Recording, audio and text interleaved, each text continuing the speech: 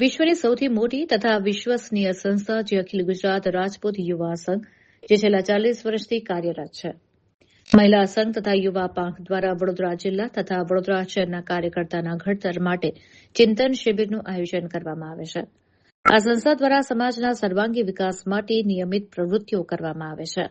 નવા વર્ષના કાર્યક્રમોના આયોજન તથા ગત વર્ષના કાર્યક્રમોની સમીક્ષા કરવા તથા નવા કાર્યકર્તાના ઘડતર માટે યુવા સંઘના પ્રદેશના હોદ્દેદારો દ્વારા માર્ગદર્શન પૂરું પાડવામાં આવ્યું હતું. માટે સમાજ વિકાસના કાર્યોમાં રૂચિ ધરાવતા ભાઈઓ બહેનો ઉપસ્થિત રહ્યા હતા.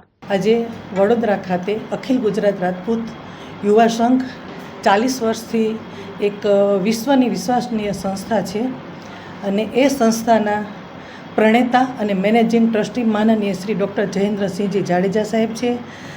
તેઓ બહુ જ પ્રમાણિક અને નિષ્ઠાવાન છે અને એમની આગેવાનીમાં આખા ગુજરાતમાં હજારો કાર્યકરો સ્થાપાયેલા છે અને એ કાર્યકરો દ્વારા દર વર્ષે દરેક જિલ્લામાં એક કાર્યકર્તા શિબિર રાખવામાં આવે છે અને કાર્યકર્તા કેવો હોવો જોઈએ એનું ઘડતર કરવા માટે થઈ અને ખાસ તો માનનીય શ્રી ડૉક્ટર સાહેબ આ શિબિરનું આયોજન કરે છે.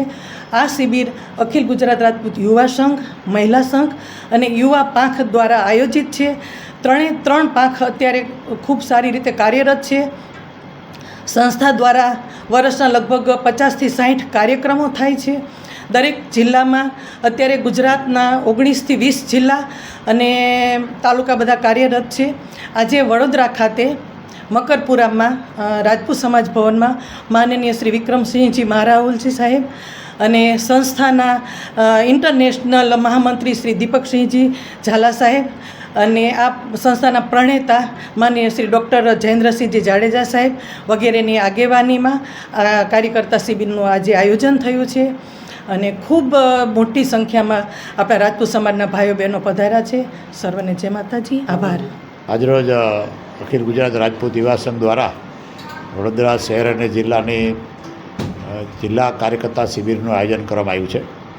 એ મકરપુરા ખાતે રાજપૂત સમાજવાડી ખાતે અને એમાં આખા વર્ષ દરમિયાન જે પ્રવૃત્તિઓ થઈ એની સમીક્ષા કરવામાં આવે છે અને આવતા વર્ષે શું કરવું એનો નિર્ણય કરવામાં આવે છે અને વધારે વ્યક્તિઓ જે આમાં સમાજમાં જોડાય સંસ્થામાં એના માટેથી એ સંસ્થાનો પરિચય આમાં શું કરવામાં આવે છે, કાર્યકર્તા કેવો હોવો જોઈએ એ બધા વિષયો લઈને કાર્યકર્તા શિબિર અમે દર વર્ષે તમામ જિલ્લામાં કરીએ છીએ અને પછી પ્રદેશ કાર્યકર્તા શિબિર વર્ષમાં એક વખત કરવામાં આવે છે.